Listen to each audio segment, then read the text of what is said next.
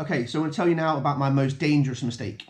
I was flying backwards and forwards to Turkey, teaching a guy to dive and doing some guided diving with him.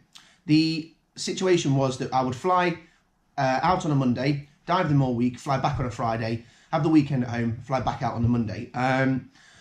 My rebreather was being assembled and disassembled here in the UK and cleaned in between each week of diving by Will, my dive kit monkey, and we got everything disassembled on the Saturday morning, cleaned everything, reassembled it all, and I told Will, look, make sure everything's ready to go, because the moment I land in Turkey, I want the cylinders gassed up, everything ready, I want to get straight in the water. We'd had a previous discussion a week earlier about scrubbers, that I'd had some scrubbers shipped to Turkey so that they would arrive in time for this next week's diving.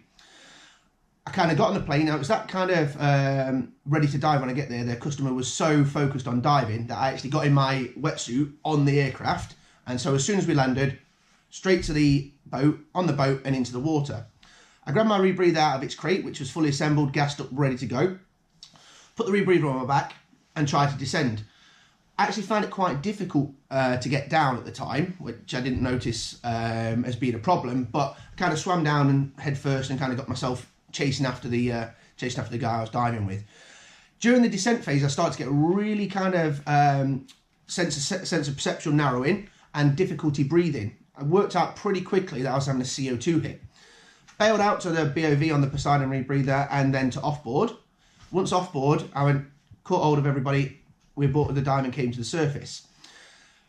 Transpires that Will and me had kind of had a bit of a miscommunication, that even though I was collecting new scrubbers in Turkey, I still would have liked him to have fitted a scrubber inside my rebreather for that particular diving session. So the reason I couldn't descend, it was because of 2.5 kilos of softener lime too light. Real bad mistake. Could have gone incredibly wrong. Luckily enough, I managed to notice it and deal with the problem in a suitable manner. But at the time, I was really angry with myself for not checking.